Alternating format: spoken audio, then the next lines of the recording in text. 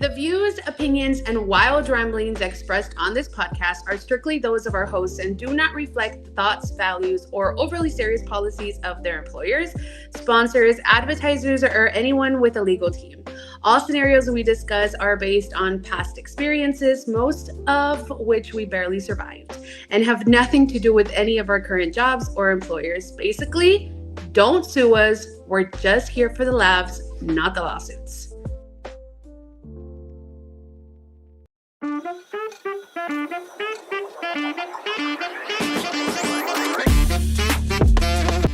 Welcome to the Four Friends Trying to Figure Out HR, the podcast where we blend workplace drama, HR nightmares, and a way too much oversharing into one wildly inappropriate package.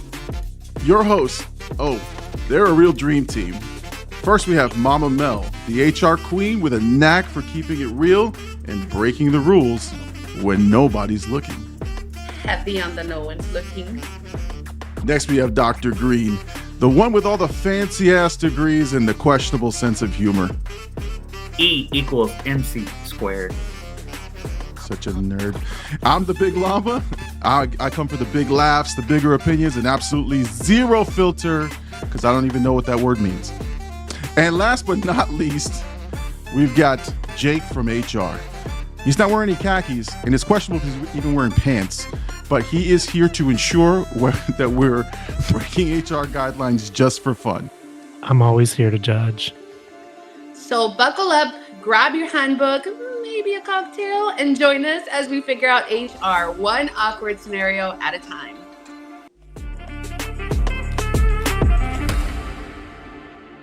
All right, so welcome to the Just Four Friends Trying to Figure Out HR podcast. The podcast for the crazy HR professionals out there like you who want to know more about HR and sort of share in this trauma bonding that is the HR experience. I am joined by Jake from HR and Dr. Green.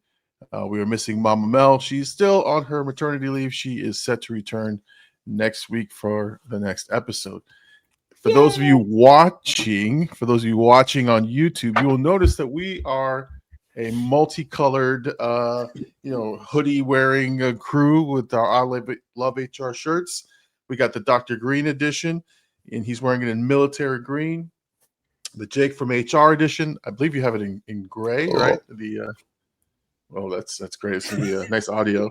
And I got the Big Llama edition in black. What a way to fucking start the show. Little belch action.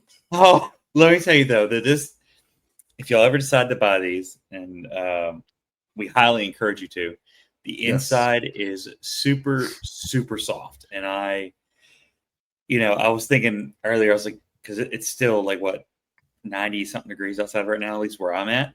And I was like, I'm gonna get hot. No, it's perfect. It's perfect. No, it's a really nice hoodie. I think reasonably priced, but go check it out. The merch store link is in the description. We got the basic Becky tees. We got the Just Four Friends HR podcast tee. We got a bunch of stuff there. So check out the merch store before we get started. Now, our topic tonight is dating and HR, the spicy edition. We're talking about a couple scenarios and just kind of talk through them. And just kind of, talk about workplace relationships and hookups and different things that happen and how we are involved as an HR team, because unfortunately everyone gets caught at some point and then they have to answer to us. So should be an interesting episode this fine evening. Before we get started, Dr. Green, what are your initial thoughts on this topic? Oh, it always ends in drama. That's just dating. It's even if you're two ways that this stories could go. But I think we're set in the first, which is employees dating each other.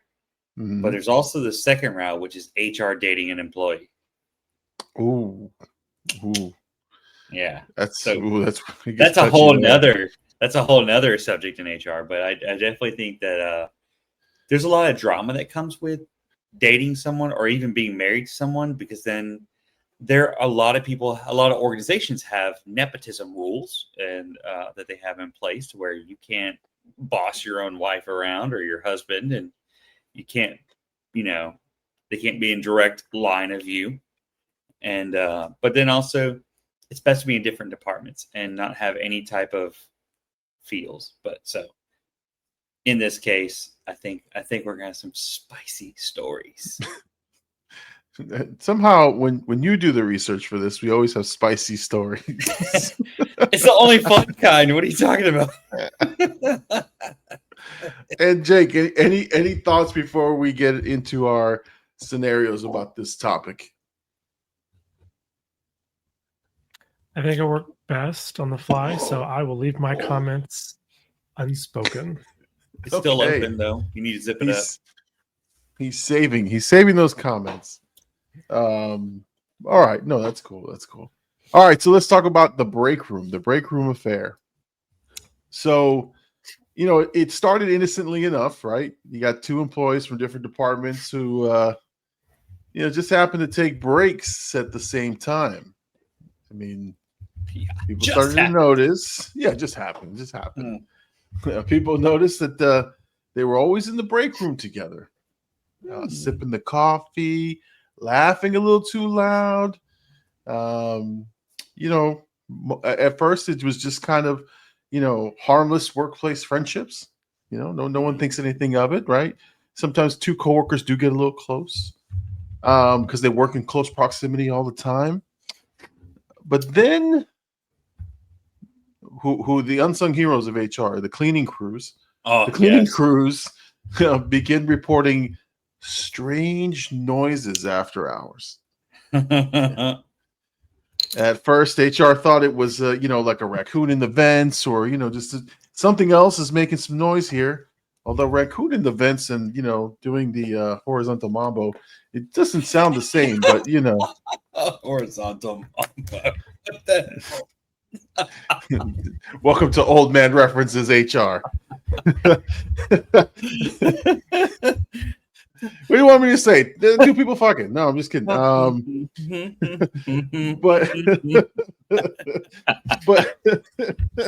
But no. The janitor opened the door and found the pair were entangled on top of the vending machine, looking like they were rehearsing for the HR training on what not to do.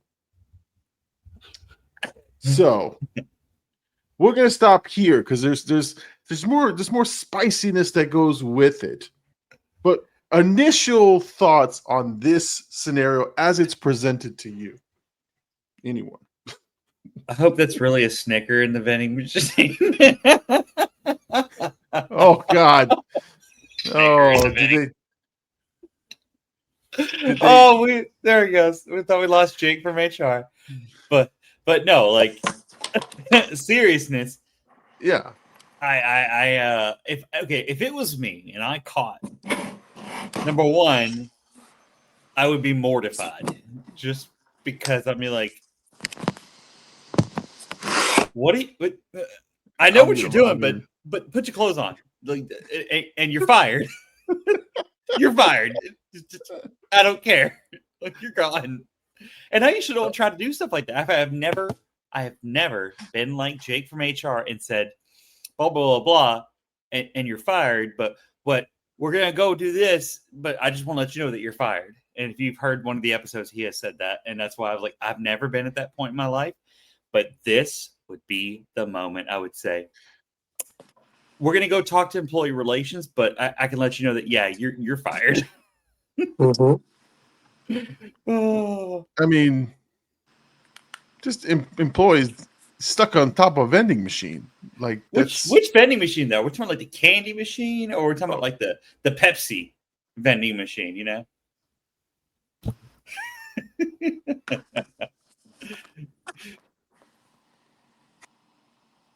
What happened to Big Llama? I have no idea. Big Llama said, "Peace out." He said, "Forget you." Well, he went to get off the vending machine. Yeah, no, sorry. We said you had to get off the vending machine. No. My Can you hear him? apologies. I can hear him now. Yes. Yeah, we can hear him. Oh, I can't hear him.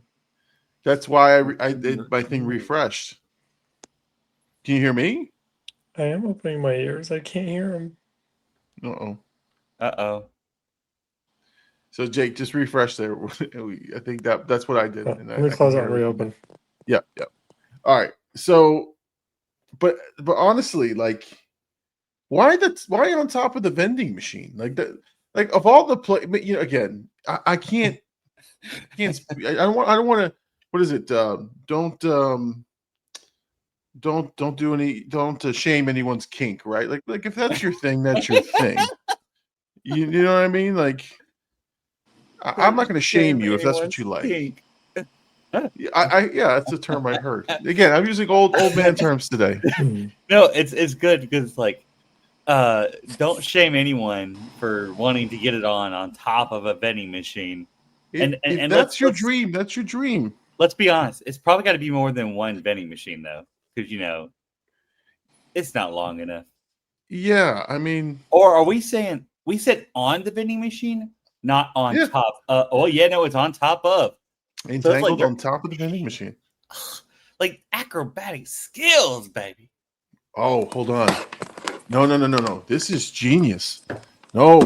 This is okay. Hear me out here. Oh, God. Obviously, the motions that are made, right? Back and forth motions. What happens to the food items underneath the vending machine when you have this back and forth motion? They are falling to the bottom of the food. Well, what I'm saying. Like this, okay. I can respect this. This is genius in my mind because now there's a reward. The harder I move this vending machine in this action, the more food I get at the end of this transaction. I'm down with it. Okay, read. Let's continue. Oh, okay. I'm checking on you, Jake from HR. You all right over there? I think he's frozen. Yeah, we're having some to let it go. He's having some technical difficulties. It's all right. We just want to make sure he's okay. All right. For those of you wondering, here's the real kicker here, right? The real spice is that these two coworkers, you would assume is just a random hookup. No, they were married. Okay, they were married, which again I think legitimizes the scenario, but not just married. Let's just make this really clear. But married to other people who also work there. So yeah, they're married not to each other, but to other people within the company. And you're doing it like raccoons in an event? Hey, I love watching Sister Wives. Oh my God.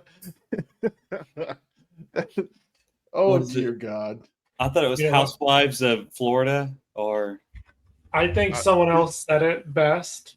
And I won't say who, but let's just say they're known to get into entanglements. Oh yes. It's I know who you're talking about. We can say the name. I just don't want to get sued. Oh, well, exactly. Keep her name out of your. Keep your name. My wife's name. Out your mouth. She was in entanglements. Hold on. Come here. Smack. All right, so obviously when they're caught, the fallout is nuclear. Like, think about it, man. Two married people, doing each other, and then they've got their married spouses finding out about this because news travels fast in the workplace. Oh God, yes. You got it could lead. It leads to divorces, transfers, gossip. One person here says they joked. I guess the only snack we can't get from the vending machine is commitment.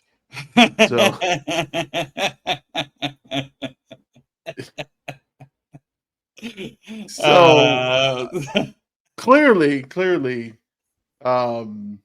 break room policy has to get updated immediately. Microwave popcorns only, and no reheating of relationships. So. All right, so that's a pretty nasty situation. Like, married couples who are both working at the job and then they're doing other people. That's just messy shit, man. So my thing is that you now these are low level people because they would have if they had their own office. The smart thing to do is lock your office. So these people must not be at an office level type position. Stop. Because we're having to do it. You're having to do it on a vending machine that will not give commitment anymore. Well, that's obvious. Not that we know that. When you reach a certain status at work, we all know that even those individuals who can't keep it in their pants learn you don't mix business with pleasure. That's right. Yep. Or the other term I like. Unless you're a hooker. Oh. Well, was it? I love and I hate this term that they say, right? You don't shit where you eat. Like that's that's true.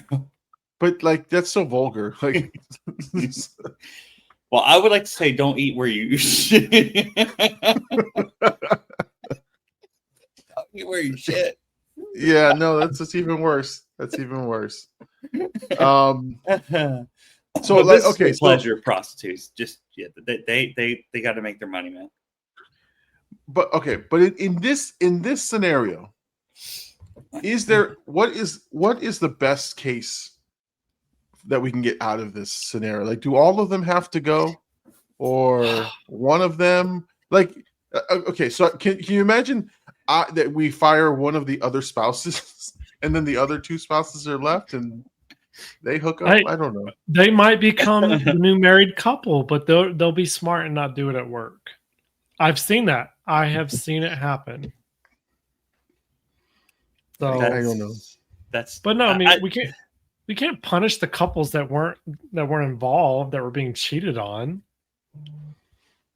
Well, I mean, fire both of them, number one, because you sincerely have to. Yes. It's straight up just a big.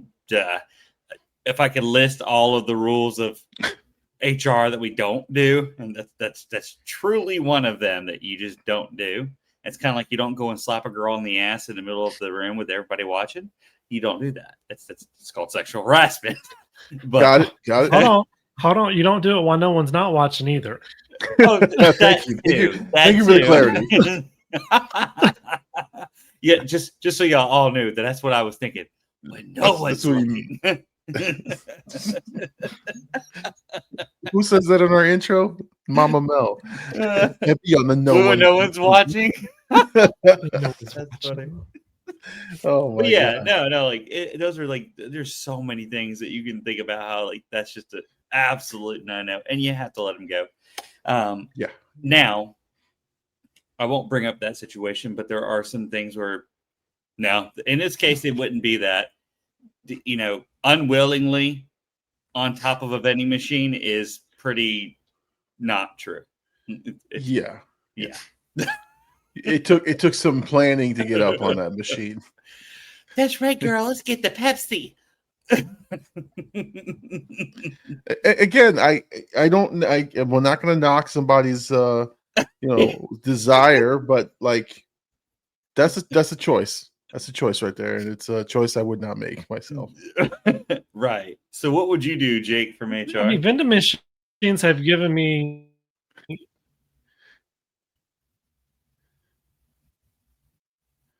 I mean, I've had a lot of cravings from vending machines, but never one of those. Yeah. And it's not a quickie either. Like, that takes planning. It takes skill.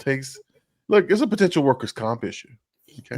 That, but also you made a good point about the food. Hey, janitor, you saw nothing, and those bag of M&Ms are yours. Them M&Ms are tainted. You don't want those M&Ms, those chocolate kisses. And it has nothing to do with the fact that he was sitting on top of them. No. Anyway.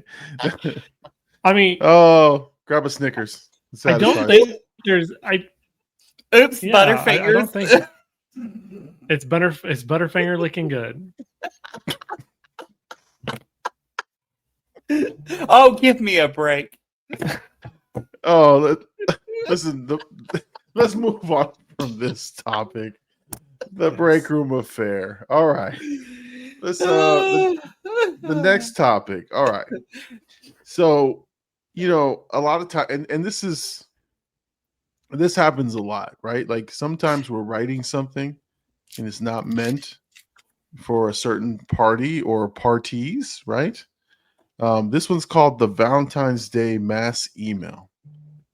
So, on a Valentine, this one brave soul, right, decided that this was the perfect time to confess their feelings, to tell this coworker that they've been the Jim and Pam, right, the Jim and Pam situation from The Office. They're going to confess their feelings to each other. They wrote a long, heartfelt, and very descriptive poem. I'm talking about the provocative kind. All right. Complete with the Shakespearean lines about forbidden fruit and breaking HR rules together. Unfortunately, it was spicy enough to make the 50 Shades look like a corporate safety manual. So let's just say, very, very descriptive. Again, the forbidden fruits were probably described in full detail. And yeah. So they write this email, right? The employee meant to send it to their crush, but instead hit reply all and to the company-wide email thread. So instantly, this email with the forbidden fruit and how much he wants to squeeze her juicy fruits, all this stuff goes to 300 inboxes across the organization. Her juicy fruit. Her juicy fruits, her Twizzlers. So this goes out to everybody, and then the aftermath. Some laughed, some were horrified. A couple of people maybe took care of themselves in the restroom. I don't know, but I'm just saying it went out, and the break room became a poetry slam reading. So the person who was supposed to receive it, they went straight to HR, filed a complaint on harassment. And then that person who wrote the email had to explain their actions. So how do we deal with this situation? And has this happened to you guys in real life? No. Thankfully not. Now, have I received an email when I was in my younger days of the workforce? Oh, absolutely. The dumbest stuff I've heard and seen and been sent. And some of them with innuendos and like little flirt type comments and, like just some crazy things. And people will send a bunch of crazy shit. Like I got one that said got milk and I'm going, what? And she's like, I got milk. I was like, what? So many questions. So many questions. Like, so I was innocent back then. So I knew, I was like, oh, that's funny. The got milk commercial, like back with you young ass back in the day, we used to have what's called commercials. Okay. Ads. Except for they weren't 20 seconds and didn't count down. That shit was like 5.5, 10 minutes long. Like it was bad. And so anyway, there's a commercial that said, got milk? And literally black and white saying got milk ? And she says, I got milk. And I was like, that's great. Like, awesome. Vitamin D, good for the bones. Like, I was dumb. Back then. Apparently she meant something completely different. And I was just like, no. Clearly. Just no. No. Your milkshake was does just not trying bring to this boy clarify to the yard, okay? She was just trying to clarify if they had some calcium milk in the break room. Right. She's asking, do we get milk? Like, do we have milk? Yeah, it's on top of the vending machine. Oh my God. No, but I've done the reply all by accident, never with 50 Shades of Grey writing in it, obviously. Yeah. So it's embarrassing enough to send a reply all to, especially with something you didn't want other people to see. But like you gotta remember this stuff at work, especially is discoverable. Like they can pull these records, depending on like the type of entity you work for. It's part of your employment record or part of a any like in some places, like cities and stuff like that, they can pull it as part of a public record search. Anybody can. So you got to know, in HR people, you got to know this shit, that anything written on company computers, software, is there should be no thinking that there's any privacy. Right. Like it's dumb. It's the dumbest thing you could do. But yeah, I do have one story. It's not a mass email mistake, but it is a scorned lover, if you want to hear it. Yes, tell me. Not me. But somebody so that's at the Body Talk or what it's We called. get it. It's his friend Becky. Oh, no. Becky. I will use his real name, Is Patrick, it Ben? if you're listening. Ben and Becky? No, no, listen. No, so this guy got I think he was having a midlife crisis, but he was, dating some women on the side. I think he was married. He was a friend of mine. But through the company, we kind of grew up together on the company. And then I went to a different department. I was in HR and he was still doing the other department.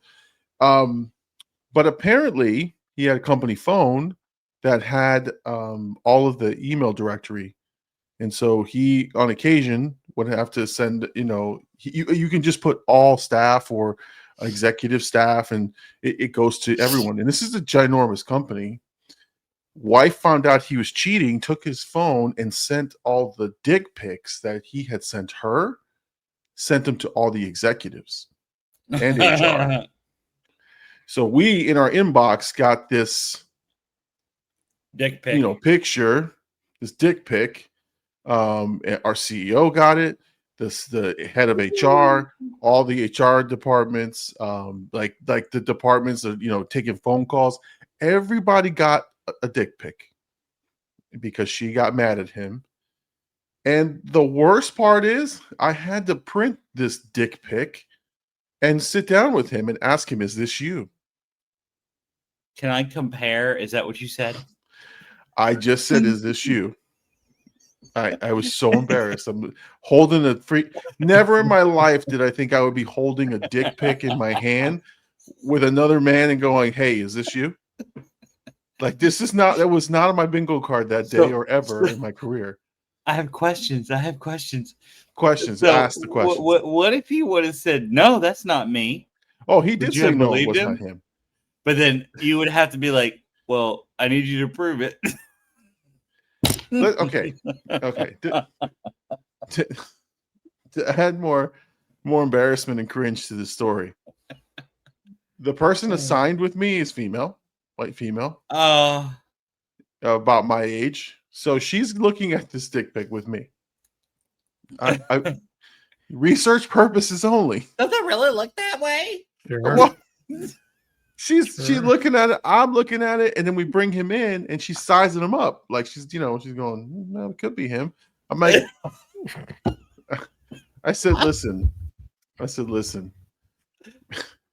It came from a guy, and it had his email address. It looked like him because he was an African American gentleman.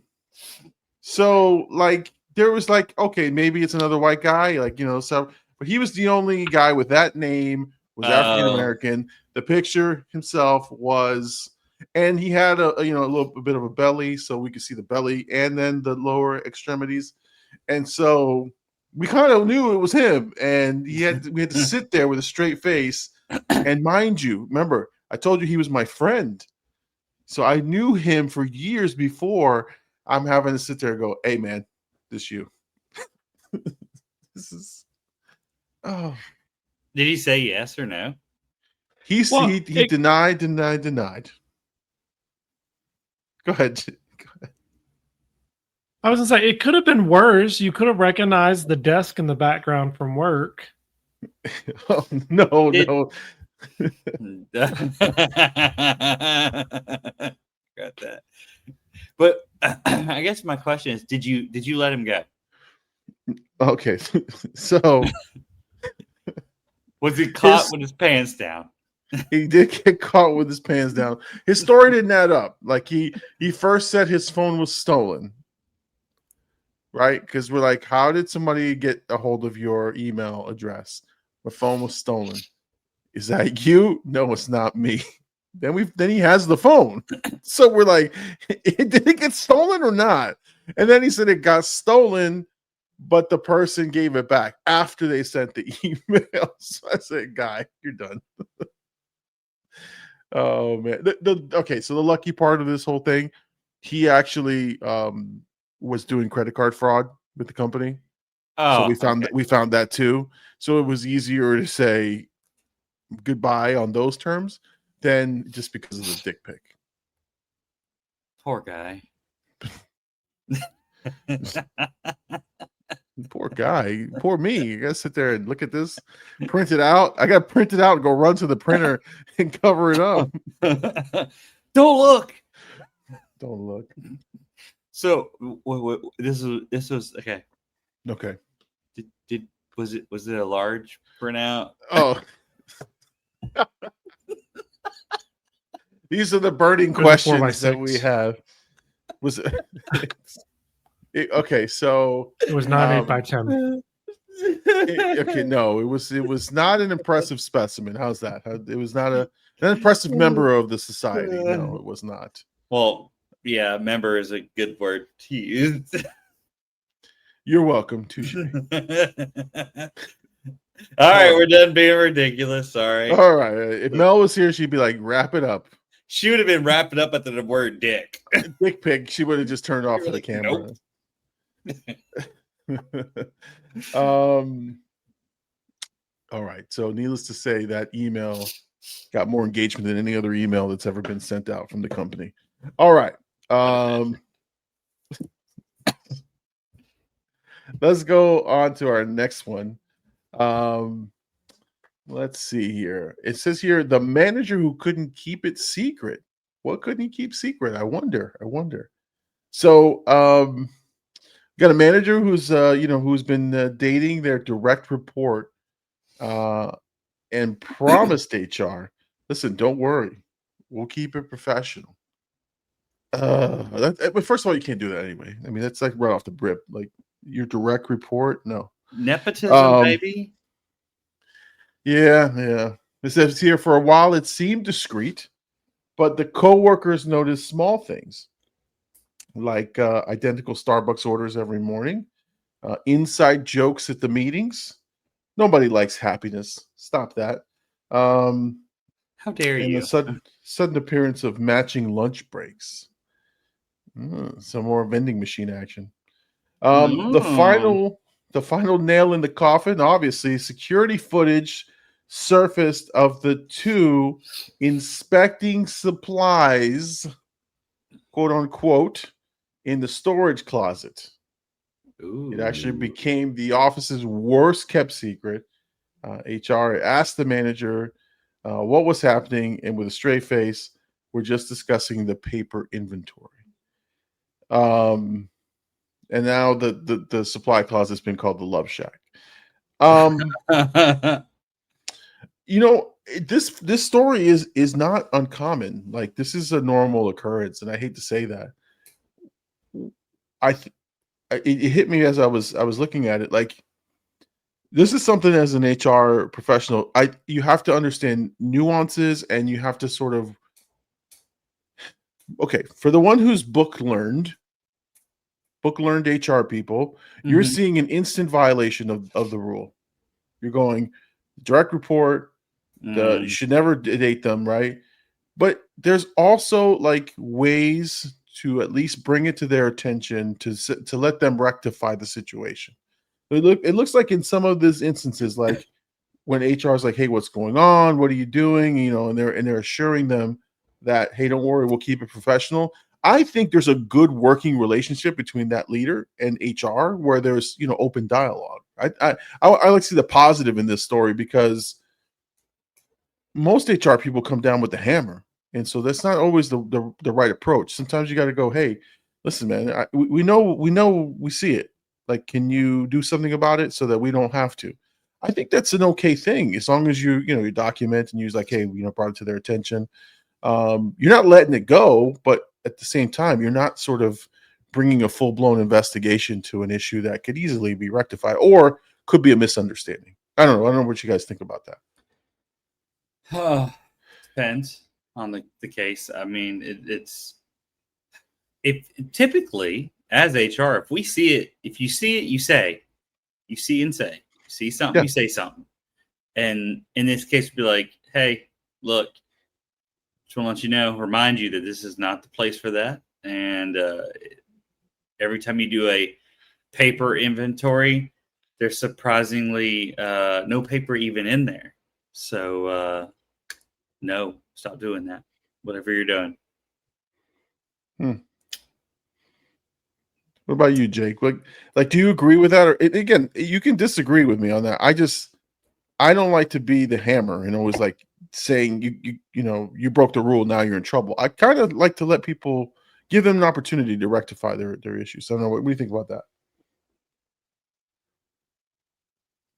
I think it depends on how much evidence there is. That's true. a true employee relations answer right there. I don't have to address things. No, but I have to address things that are proven. And listen, there is nothing wrong with that approach. I think it's a healthy dialogue to sort of say, how would you handle this? And different people will have different approaches, unless it's like a completely like clear like violation of the rule and it's a severe item. There's some nuances there. So I appreciate Jake's response to it because that's the right response. Is I know something, I got to take an action. That's how you do it. When you do what I would just said, sometimes you can put yourself in a little bit of hot water if it becomes a volatile situation. But you have to sort of gauge that and have conversations. But I like that. I like that we're not necessarily all in agreement with the action. Well, and I need to change my thought with yours, Jake, because this scenario, and tell me if I'm wrong, they didn't see inside of the supply closet. They just saw going into the supply closet. So, I mean, there's no evidence of actually seeing the act happen. So then you can't make assumptions. That's an assumption. And if they were to be like, "You wrongfully fired me," and however you would go about doing that, Yeah. they could be like, "There's no evidence," and boom, there's the case is over, done, shut. I will say a lot of companies have empathy for this situation. The very large retail organization that I worked for, as long as there wasn't neglect or like massive integrity issues where somebody was getting favoritism or more money or special treatment, if they found out that subordinates were dating or in a sexual relationship with a senior member of management, they would give them the option one of them would have to transfer. And then, of course, it would be documented. And if it happened again, there'd be further repercussions. So I really think you have to look at it because at the end of the day, look at it like Dr. Green says, put the human back in HR. We spend a lot of time at work. And if you're single or you're not in a happy marriage or you just happen to be a player on the football team, you tend to grow emotions with people and you can't help how you feel. You should have enough self-control. But unfortunately, especially in this day and age, the majority of society, they don't have self-control like that. They give in to urges. So I think you have to look at the bigger picture and see what evidence is there. Was there neglect? Was there true intentional neglect? Did they give them special treatment? Did they give them more money, a special shift? Did they make a write-up disappear? Did they do something that truly warrants a termination? Or is it something we can look at it and decide a different form of discipline? Every single situation could bear a different answer. Oh yeah. Yeah. And I mean, the other thing people need to think about too, and especially if you're an HR professional, like look at the roles in which they hold, right? If you're like this, if you're the head of recruiting and talent, right? And then all of a sudden you kind of hold people's careers in your hand, especially with a company that constantly has movement, right? So like if you hold the keys to the kingdom and you're having these relationships, you could be doing everything right by the book. But if there is any type of perception of favoritism and people know about the relationship, you're gonna end up in hot water. So again, it doesn't mean that they're doing the wrong thing. It just there could be that perception. So you got to protect the company in that regard too. So interesting concept. Well, there's one more thing we should add. Sure. You've got to think past the policy. Mm-hmm. If you get caught up as a company in a civil suit, most of them damages are awarded by a jury. And while juries are supposed to make decisions based on evidence, we all know it's 80% emotion. Mm-hmm. Mm-hmm. And if this situation, trial psychologists, and if this situation between this couple resonates with society, they could very well end up winning a lot of money, even though they were in the wrong. There's an old saying that I like to use a lot, which is just because it's legal doesn't make it ethical. And just because it's ethical doesn't make it legal.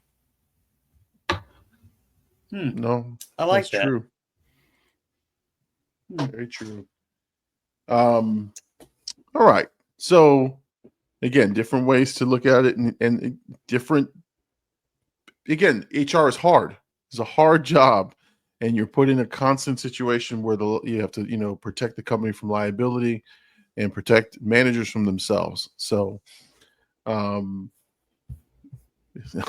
impossible freaking job sometimes. Mm-hmm. All right, let's talk about contracts because we just talked about legalities, right? So, let's talk about this scenario called the love contract gone wrong. All right, it says here some companies use love contracts. See, I lowered the voice. I lowered the boom. Love contracts. A form both employees sign saying that they're in a relationship, right? So that HR is covered legally. So we're just, we're disclosing the relationship. One couple signed it proudly, said, "Hey, I'm in a relationship. I want to sign." They promised their romance wouldn't affect their work, right? It's not going to get strange, is it? No, it's not. 6 months later, a nasty breakup. One partner, started dating somebody else in the same department despite that person. And the ex marched into HR demanding the contract be enforced. What kind of ridiculous shit is this? They insisted that the document banned dating anyone else in the team.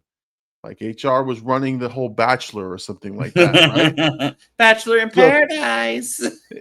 Or Love Island, right? Love Island. The HR rep had to pull out the contract and explain it only said disclose your relationships, not to claim ownership of the whole department. The ex refused to believe it and turned into a full screaming match in the HR offices, saying, "This isn't fair. I was here first." So, thoughts on this shit? Like this happens all the time. Like people misread like what the policy is or what the rules are, and they just have this notion. So, tell me your guys' thoughts on this shit. Ooh, there's a lot to that, especially the love contract piece, because it's there to protect us as an organization. It's not there to protect you. You don't get to take the contract and go, "Floop, onto the organization and flip it. It's not how it's meant to be. It's just saying that you're disclosing that you are in a relationship. So when something does happen, we get to go, thanks, but no thanks. And, we have all sorts of reasons. But then also it does help with if you're in a relationship and a homegirl gets promoted, she ain't going to be over you. So right. There's all sorts of little things to it. But in this case, I've luckily never run into this issue. I've been very fortunate, but HR is not a 90-day fiance. Okay. We're not here for that. We're not here for the Bachelor in Paradise. We're not here for the Love Island or what's that? Oh, and the Golden Bachelor. We're not here for that either. Okay. We don't care how old you are. I would have to be on the Golden Bachelor, guys. So I hate you guys. You're not 60. No, I'm close to 50, man. I got to take 2 more years. Damn. Anyway, I'm old. What about you, Jake? Anything in your realm for these love contracts or disclosures of relationships? I would say that I've noticed a lot of companies have gone away from using them. They only require you to disclose it, not document it. Just because there's too much risk, there's too much liability. It puts the company too involved in civil matters if we start signing documents versus I just need you to tell me so we're aware. Oh yeah, I agree. I don't like having a disclosure form or any type of form that links the parties together to say that we know there's a relationship. I think if it's just a clear-cut rule, like a direct reporting relationship rule, that type of thing, that's probably a safer bet, right? Easier to enforce, easier to have a policy for it. But honestly, I can't stand this stuff. And just keep that, if the couples disclose where they are, we can move them to positions where they're not influencing others, and we can monitor that situation. But it's hard sometimes because some departments overlap and stuff like that. So, well, and I think that's where a lot of our integrity and ethics policies come into place, where unfortunately we protect ourselves legally within those clauses that we expect our employees to be adults and make those decisions and those judgments that keep them out of those situations. And if they choose not to remove themselves, that's when they start getting held accountable and terminated. So for any company that ever thinks about doing contracts, or if you work in HR and your company is still doing contracts, I'd highly recommend y'all get away from that very quickly, because the moment there becomes a civil suit between them two and you had contractual knowledge of it, you are now being pulled in that civil suit. You're being and named. and you can be financially liable. I was actually looking up some of the liability and risk with it, and it was like providing a false sense of security, creating some power dynamics, some privacy concerns, it's inconsistently enforced depending on the leader and even the HR rep. So there's more risk than reward, which any good company knows that. And that's why they have really great ethics and compliance and 20 other policies that they could use to handle situations like this versus having a contract between employees that are dating. It's too messy. It's too sticky. And honestly, I've had more drama with people that didn't have contracts than I ever have with those who do have them. Yeah. When I was working in the Miami area in a large electric utility, there was a lot of husbands, wives, sisters, brothers that worked in the same departments. So there was there's like 6 people who were last name Jones, and they were legit related to each other. One was a brother, one was a husband-wife duo. They had a cousin. It was crazy. And so I don't know like who the HR. Well, actually, I do know who the HR person was at the time, and I guess she allowed that to happen. But I mean, it's the same departments, and the problem is the career path is leading to supervision of the same people who work in those departments. So it's like there is no way you're going to advance. The whole family cannot advance all at once. Right. And so that always caused issues. Like when the person was promoted to like trainer or supervisor, they were like, well, so the other Jones is in the same group. We got to move Jones. What are we going to do? So it's just causing nothing but issues and problems. Now, again, not saying that it can't work. You can't have too much of that shit. I don't know. No, I will tell you right now, the company I used to work for had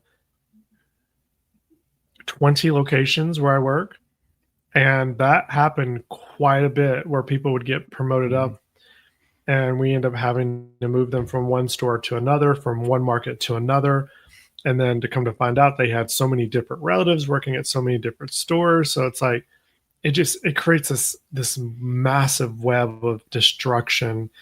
And then the employees would get mad at the company because it's like, well, y'all need to figure this out. And I've literally had to tell people, no, unfortunately, you should have thought about this before you decided to mix your love life together with your personal life and your work life. And like I tell people all the time, quit dating people at work. Don't get in relationships with them because you don't know where you're going to be in 5 years. You don't know if there's a promotional opportunity. You don't know if you're going to be broken up. You don't know, if something's going to happen at work, because even like worst case scenario, the company goes out of business or the location you work at closes down. You're both out of a job. Who's going to support you? You're both getting unemployment. Pretty much. I mean, both of you lost your jobs today. It gets really nasty. And, and honestly, I think in my entire life, in my entire career, I've never had to threaten to use an at-will policy because of situations like this. Because I had a married couple, they got a divorce, and it was in a facility where I had about 1,200 people in the facility, and they had each like 50 people on each of their sides, and it was like the Hanks and the McCoys going to war. And it's like, how do I solve this? Do we terminate 100 employees that are involved in this mess? And it's like I had to end up pulling the couple that were going through a divorce in a room, and I had to explain how at-will policies work. And I literally had I had to I don't want to say unethical. I had to use an unorthodox approach where I had to tell these people, you have 24 hours. I'm going to let you walk out of this room. I'm going to give you an hour of paid time to go talk to all your friends and family. You have 24 hours to make this go away. Now, if I hear one more person talk about you or her, you're both fired. And I will fire y'all at will because I don't like the clothes you're wearing today. Ooh. So remember when I said I couldn't be like him? I couldn't be like Jake from HR because he makes it too real. Well, it's just these two people were dragging almost 100 people and putting their jobs at risk, their families at risk, their paycheck at risk. So to me, I take people's paychecks personal. When you mess with someone else's money, I get personally offended for them. And that's what they were doing and they didn't realize it. A lot of people don't realize when you get involved in other people's drama and mess, you better be willing to give up your paycheck for them because that's exactly what you're putting yourself at risk for. Preach it, brother. Preach it. Amen. I'm feeling the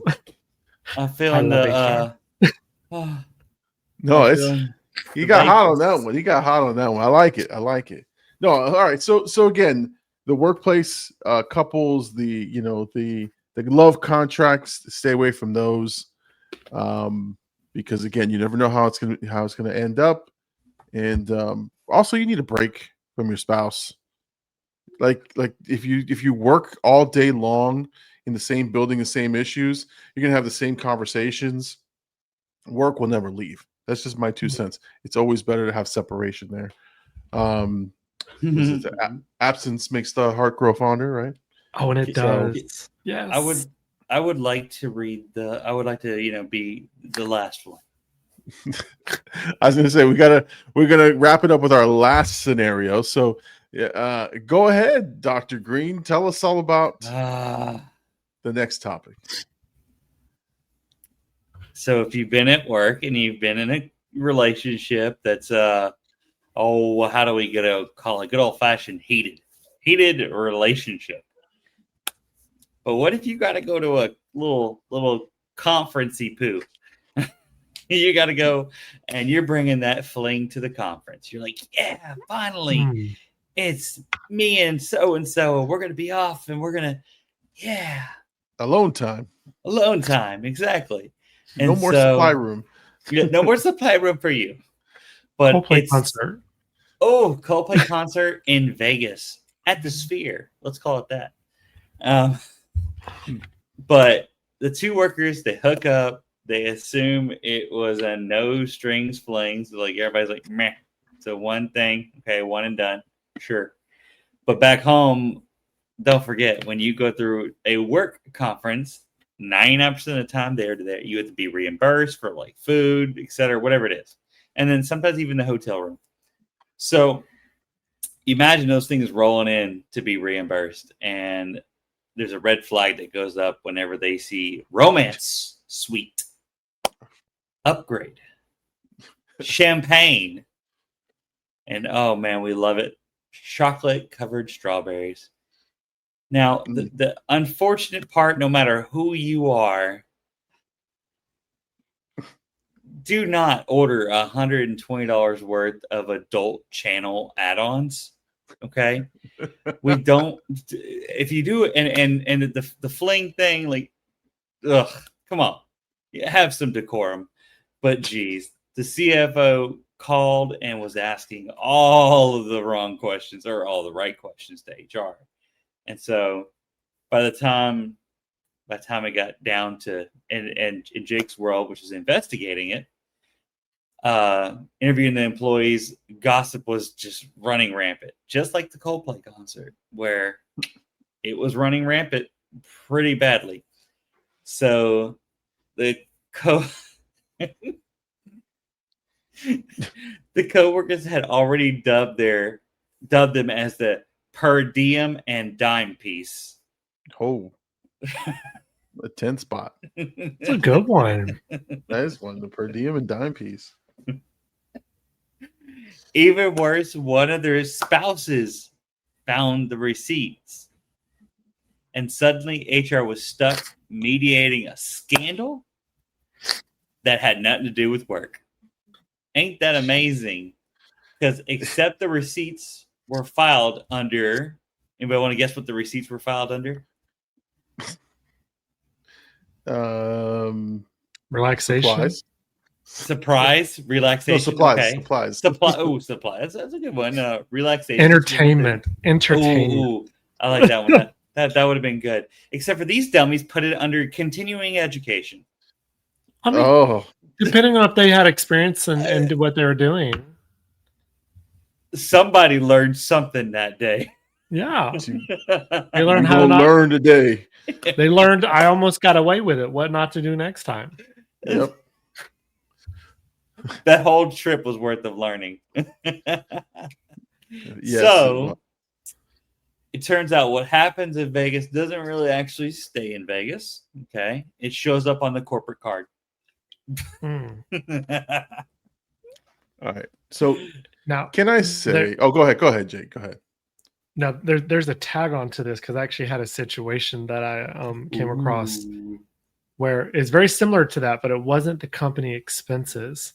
Uh-huh. So the company, the very large retail organization that I work for, when you have their app on your phone, and you shop with your debit card, whether you intentionally or unintentionally, it links your debit card to your phone.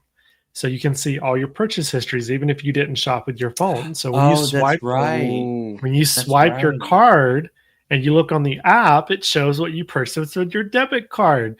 Well, this individual had to explain to their significant other why they were buying condoms while they were out of town. Boom. Oh, that's right, because it's part of your shopping history, and so it was it. it was a joint account. I So would say, is it a joint account? Because it was, but they on. didn't realize their debit card was attached to the account that their spouse could see. So when they swiped their debit card, their purchase history was still visible to them. Jesus. So It's for a friend, I swear. Yeah, It's for the guy at the Coldplay concert. I'm trying to make sure he doesn't get that girl pregnant. It's just the things that people do, whether it's adding it to credit cards that are company or corporate related, or putting it on your personal accounts. It's like, part of me wants to be mad on how stupid they are and tell them what they should have did, but then the other part of me is like, I'm glad you got caught because you're a cheater. Yeah, exactly. Nobody wants to cheat her. Nobody wants to cheat her. I was gonna say, well, two things. Now that you mentioned that, I also have a card, an Apple card that I use to do the tap to pay, but my wife and I both share the card.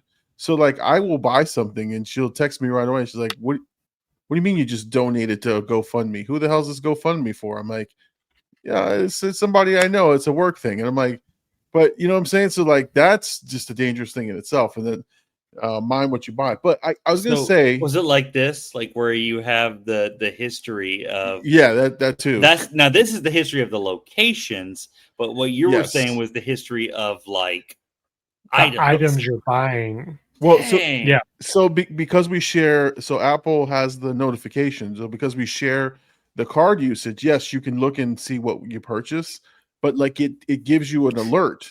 So when I use it, anytime I use it, she gets an alert on her phone saying you just purchased gas, you just purchased this at this location. Yeah. So she'll be like, "What's going on? What do you need that for?" Don't let her lie to you. She opted into those alerts. Don't let her lie to you. Of course. Mm-hmm. But I got nothing to hide. Them. I got nothing to hide. It's just when I buy, ridiculous things like, more DVDs and Blu-rays, like the things behind me. She's like, "Why are you buying more?" I don't know. Let's just want to. But no, I was going to. The DVD. They're the spicy ones. Anyway, it's the $120 worth of add-ons. $120, yes, my add-ons right there. No, I was going to say, like, okay, I don't like conferences. Typically, I don't like them because there is a lot of fakeness at conferences, but there's also all this hookups, right, at conferences, and that's why these conferences are cause nothing but problems for HR people. Is like, every time they go to a conference, if there's alcohol involved, if there's after parties, and they could be social gatherings to network, all that stuff leads to, again, single people just kind of having a good time. They're away from home. They're on the company dime. They're not worried about it. And then the vendors give them a couple of drinks, and all of a sudden you got the recipe for, like the almost the all the right ingredients for a hookup. Like it's just there. So these things happen almost all the time, I think, at all these conferences. But again, it's the stupidity. We forget we're at a work conference, and we forget we're on the dime of the company. We forget who gets the expense reports. Ooh. It's just that is a psychiatrist or a psychologist's playground right there, because when a person drinks, their personality shouldn't change, because if it does, that means they are not true to who they are on the inside. Exactly. Should only. So we'll it should embellish. It should not embellish. It should intensify your personality. Not you shouldn't correct. see a different. You shouldn't go from being a celibate great spouse to the biggest whore in town. Like, no, those are two different people. Exactly, and you've been hiding. So like me, and I'll be honest. When I drink. Okay, so y'all know I'm the goofy one. I'm the funny one. That's how my personality is. Goofy, yes. Funny. No, I'm just kidding. Look, you better say. No, I'm just kidding. But like whenever I drink, and usually it's been a long time since I've been over the side of being like drunk. It's been a long time. Thank God. because it tried to take a week to recover at this point. So I get goofier. I get more comedic. I more of my what I would be filtered on would not be filtered. Like, got milk? No, I don't. Well, why the hell are you asking me about milk? Actually, it'd be more intensified. I think I've seen you in that state online. Remember we were playing that night? Yeah. What? You had that bottle in your hand? Mm-hmm. I have no idea. No, you don't remember it. That's what happened. Yeah, you don't remember that night. I think it was whiskey. If I'm not mistaken, I think it was whiskey. Now, my wife will tell you right now that is not my drink of choice. My wife will tell you he drinks bitch beers, or he likes those fruity things. And I'm like, yeah, I do. Hey, you tell your wife those fruity drinks have more alcohol percentage than a beer. Thank you. Exactly. Thank you. And I love me some vodka orange juice. So I'm He's cool white girl with wasted. So okay. So your point being that you really should be yourself, right? It's just an enhancement of who you are. Yeah. And I would be I'm the same way. If I drink, I'm the same jovial person. I'm just more outgoing. So I'm more reserved. I don't want to dance in front of people, but I like to dance. So drinking helps me open that up, right? So then I'll just do the dances and enjoy myself. But see you pop locking and dropping it. Exactly. I picture Big Mom. What's that movie? I picture Big Llama being that guy when he's drunk. This is my happy face. I don't know the movie, but that's pretty funny. Yeah. They don't shot me in the butt. Anyway, but no, I honestly, conferences are dangerous. Yes. If you're a single person, it's dangerous. If you have tendencies that like if you're a little bit impulsive and you fly by the seat of your pants, you're gonna get yourself into trouble. So be careful in the conferences. Limit your exposure to the alcoholic beverages if you can, and definitely don't share rooms. Yes. Some companies will ask that, and I'm like, hell to the no. Like that's a non-negotiable for me. I thought about that the other day when I was talking about like, okay, if we ever do conferences and stuff like that, I was like, no, because I wouldn't want somebody in my room. So who else wants somebody else in it? If you are like dead serious, like that's your bestie, more power to you. But you know what? No, we're not going to force it. We're not going to request it. That's all up to you. But in this case, no. I don't want Jake staying in my room. Jake can stay in the room next to me. But I'm going to stay in my room because I want to spread out all over the place. I want my suitcase on the other bed. I want to sleep out like this. Is that the bathroom? My wife. I get to stay in the bathroom. Do what? I get the bathroom. I get to sleep in the tub. Yep, you're in the other tub. Room. That's right. And then I don't have to hear anything. The company I used to work for, when we would have our holiday meeting and year beginning meetings, they would partner you with a roommate, and there's no guarantee they were even from the same city, state, and even possibly country. Whoa. That's cringe. Yeah, no. If I don't know you, especially, you're not staying with me. I'd be like, I got COPD. I need an ADA accommodation for my own room. Listen, you know what I do? I hide my CPAP machine. I take a quick snooze, 15 minutes. You hear that shit, the fucking buzzsaw going off. You're like, I gotta go. I gotta leave. Actually, a CPAP machine was an ADA accommodation to get your own room there. Ooh, I like that. So next time I'm asked to share a room, I'll say, I need an ADA accommodation. I got a CPAP. That can't be. So we'll never be able to wake Big Llama up for the conference that we're at because it's so loud from his snoring that it's just not happening. We'll see him waltz in at like 9-10 o'clock. Listen, what's up, guys? The CPAP keeps me alive, so I will take that everywhere I go. You make it sound like you have to be on podcast. Jeez. I like to live dangerously. No, never, ever. I do. Who is it? One time I didn't put it on. Like I fell asleep watching TV in the hotel. I'm just watching TV. I fell asleep, and when I tell you I woke up middle of the night, like couldn't breathe. My neck, my throat was sore.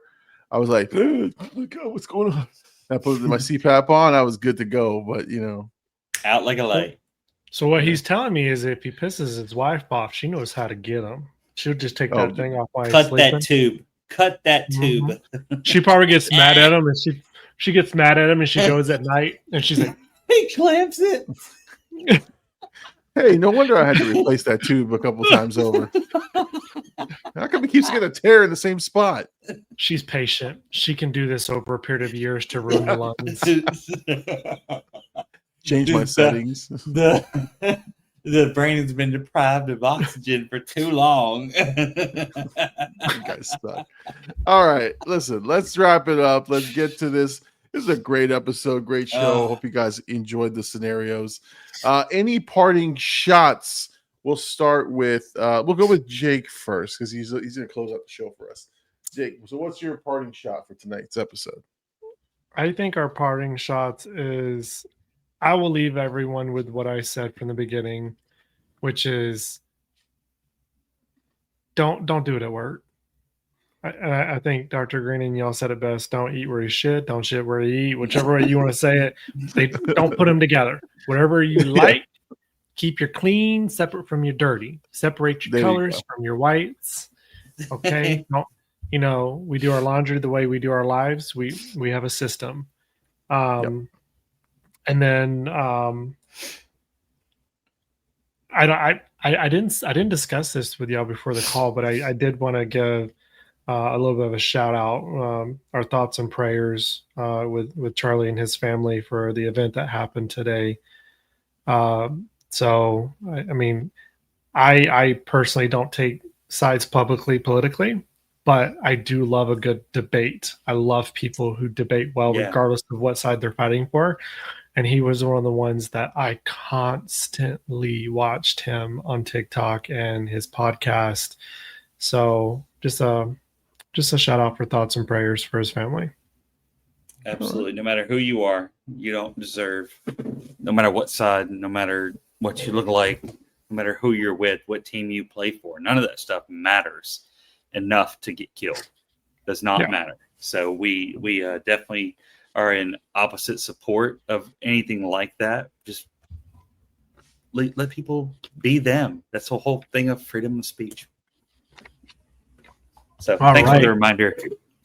Dr. Green, it is on your seat. Oh, I'm not shitting where I'm eating. nor the other way either. But you are shitting where you work. So there you go. Anyway, go ahead. Sorry, man. I'd say that. It was just there. I try not to do that. I have HPS, home potty syndrome. Same. All right, go ahead, man. Gosh. Look, I get all weird when I go on vacations, and I call them vacations, but work trips, because I always try to squeeze something in the evening to go do something. I call it vacation, even though it's truly work. But I get weird when it comes to like turning. I'm like, are you sure? I mean, I know I gave them a $5 tip. I mean, is that a part of the policy? Like, I get weird like that. I'm like, I always try to do the right thing by the organization and the company and all that good stuff. I'm done with you. But away from this, I do have a little random thing that I want to say, and I want to remind all leaders out there: if someone is terminated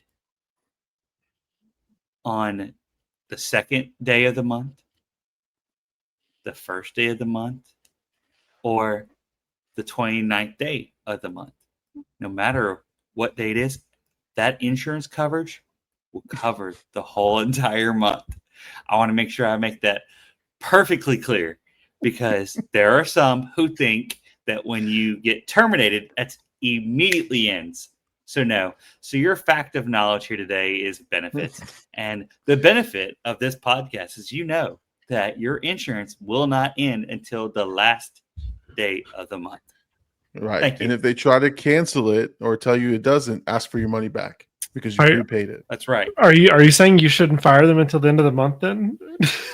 I'm saying it's probably best you do that, but I'm also saying that if you're laying someone off, it's best to do the right thing and be the human in all these aspects and say, "Oh, hey, no, we're laying you off, but we're going to lay you off on the 1st, so that you have insurance for the rest of the month."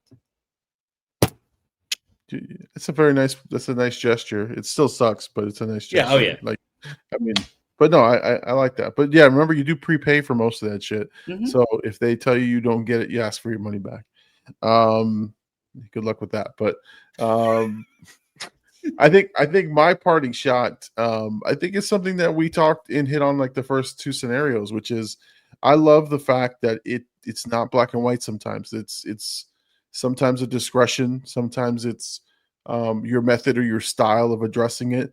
I think no matter what, you have to address it, right? But how you address it, what mechanism you use to address it is sometimes up to you, right? Sometimes you can control that scenario. And remember, people are flawed. We're all flawed and we will make our mistakes. And so, yes, if it gets away from us and we have, a little bit of bumping of the uglies on top of the vending machine, then it happens, right? It happens. Carefully planned out. It happens. But listen, some people don't realize and don't separate work from relationships. Sometimes it's all blends together. Like I know I can, and this is just my advice to anyone. Try your best, right, to have a clear dividing and separating line of like what won't you do, right, that you do that on your personal. So for example, I always had the dividing line of I don't do after work activities with any of my coworkers. I never do. It was just a thing that I did to keep myself separated from what can happen, which is the noise, which is the perceptions, which is the drinking and all that stuff. I always seem like a party pooper, but I honestly wanted to keep that separate because the people that were in my life, socially and with my family is very different because you get fired. People get, released. I don't want to bring any of these people into my personal life if I'm going to terminate them, later on down the road, or if they get fired, or if something goes sour at the job. So I don't know. I look at it very practically. I honestly do. So if you're an HR professional, it's even more important for you to have that dividing line, that separation. You could be fun. And enjoy and partake, but definitely have a line that you won't cross, and then you'll be in good shape as a professional. Dr. Green, you're making all kinds of faces over there. Am I saying something that you disagree with? No, you're just hitting that heart. Everything you're saying is just going to heart. Listen, it's true. Like I would not do anything with any. Like if they were like, "Oh, we're going out to dinner," I'm like, "I don't want to go to dinner." I don't mind that. I don't mind that. I did that at that conference. At the Coldplay concert. Yeah. No, not the Coldplay concert. We had that shitty upgrade that I had to go for a week to Fort Lauderdale. Yeah. And I would not go out. Oh yes, the thing that you were like, it's finally good to meet you in person, kind of thing. Yeah, I remember that. They had this big event, and they wanted me there for 4 days. I reluctantly, I didn't stay at a hotel. Nope. I drove home. He said, "Screw that." So we got dismissed at 5:00, and then instantly all of them got in their cars. They were going to hotels. They were going to dinners. I was driving my ass straight home, and they were like, "Why won't you go out?" I'm like, "I don't want to go out. I don't want to stay at a hotel. I don't want to go out. Thank you for the invite to the dinner. I don't want to go to dinner." And I would go straight home and then come back the next day. It was a 2-hour drive, but I just would not give up that separation. I didn't want it. I did stay one night for one dinner. Part of my heart, I feel like, is Big Llama. Yeah. I feel like I feel like you sometimes, Big Llama. I've had someone at one of my previous companies come up to me after they left and was like, "Hey, let's stay in contact. Let's hang out." And I just looked down. I was like, I hate to tell you this, but I didn't like you. Exactly. Like, I know you thought I liked you, but that's my professional side. I was like, even if I hate you, I'm gonna smile at you. But it was nice that you thought I did, though. I was like, have a That great means life. I faked it really well. Yeah. No. All right. But no. Well, we're gonna bring this to an end. We're Do gonna it. close it out. Let's go. So I want to make sure I remind everybody in the audience tonight that we always say this with much love. Until we call you into the office next time, stay off the vending machines. I love that. All right. Good night, everybody. Bye. Well, that's another episode of the Four Friends Trying to Figure Out HR. We didn't solve anything, but hey, at least we tried. And by tried, we mean we laughed, we overshared, and we probably violated some HR guidelines ourselves. But remember, this podcast is for entertainment purposes only. Don't take our advice. Seriously, don't. And if your HR manager asks, you've never heard of us or this podcast. Thanks for listening. Like, subscribe, and join us the next time as we keep trying to figure out HR and fail spectacularly. Now, go be productive, or at least pretend to be. And tell your boss that I said hi. Tell your mom I said hello. Tell your daddy I said hey. And remember, hate has no home here.